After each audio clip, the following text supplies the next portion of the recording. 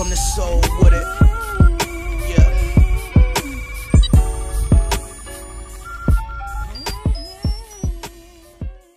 So I was listening to ESPN LA radio with Keyshawn Johnson, Travis Rogers, and LZ, and they were talking about the Lakers and how bad they look versus the Denver Nuggets. LZ mentioned how LeBron James played horrible, but asked, who is the Lakers' second star? Who is the other guy? He says, where is B.I.? Where's Zoe? And Keyshawn mentioned how Lonzo played well up until he got injured. He wasn't a star, but he played okay. And basically Keyshawn says that he is coming to the realization that simply he may just be okay. And Travis Rogers is like, that's what I've been saying for the past couple of weeks, bruh. And I'm like, Travis Rogers, bruh, you're not the only one. Because I've been saying this exact same thing about Lonzo, Ingram, Kuzma, and Josh Hart. So that is when Keyshawn stated, you can't just night in and night out every time they run against somebody. You can't continue to use the excuse, oh, he's going to get better over time. And that's the exact same thing I was telling fans about Brandon Ingram. And that's when LZ left, but Keyshawn was like, nah, I'm serious. Keyshawn Johnson says, it's like, hold on. You keep giving me the same stat sheet, box score statistically, and says you got a lot of good stuff, but the Lakers are not getting 100% of the good stuff. Lakers are only getting 40% of the good stuff. So that is when Travis Rogers mentioned how there are too many times where you are scratching your head going, all right. Basically what he's saying, they aren't consistent, and he's just not impressed. But if you guys would like to hear the full audio, the link is in the description box. But listen, I've been ahead of this because all we're getting now is what happened to LeBron James in Cleveland. It's the same movie over and over again. It's just when you're a fan, it's hard for you to critique. This is what happens with Keyshawn and LZ. There are people who think emotionally, so it's easy to manipulate them because they buy into the hype.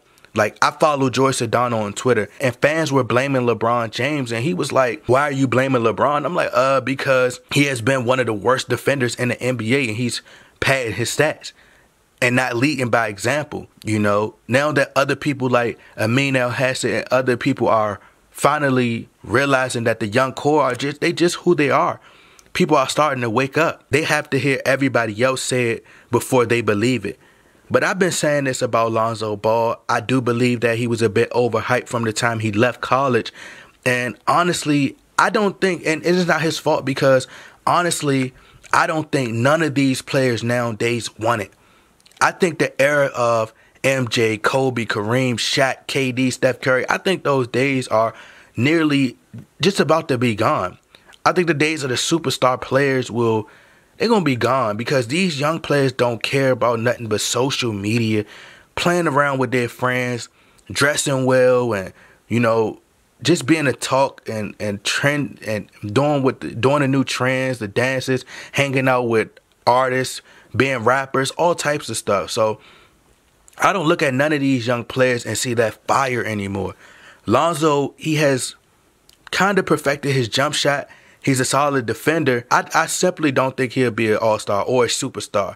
I think the only time you will see them have great performances, and I'm not talking about no weak triple-doubles because I've never liked triple-doubles, honestly, because a player could get 10 points, 10 rebounds, and 10 assists every game, and that's a triple-double, and it's overrated to me.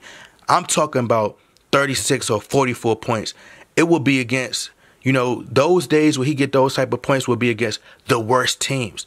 And I just haven't really been impressed by Lonzo Ball or none of the young core.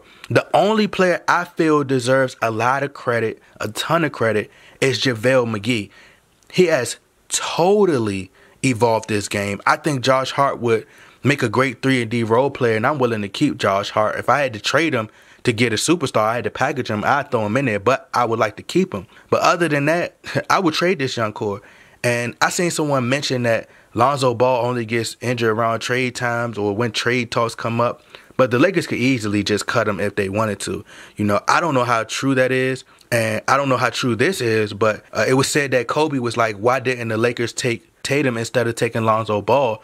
But in my opinion, I still think Tatum would have struggled out west and playing with LeBron James when it helped his development.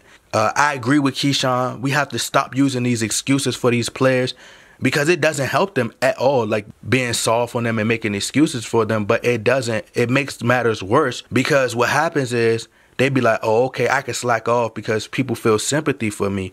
And they feel like they don't have to improve. Like, nah, we never, as Lakers fans, we've never been like that. We've been harsh. We've critiqued players, and it does nothing but make them better. It make them improve their game. You know, when you hard on somebody, if they got thick skin and they really dedicated to their craft, it's not going to do nothing but make them want to get in the gym and work 10 times harder.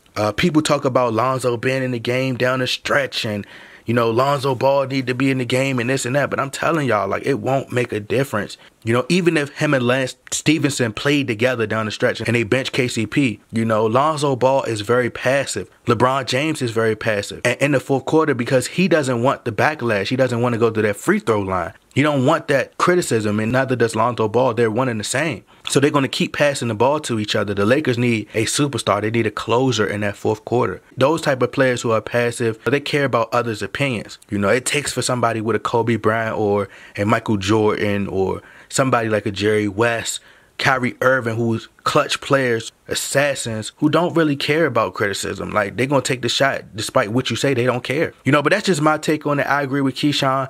But y'all let me know what y'all think. Y'all get in that comment box. Like, share, subscribe. I'm out. Okay.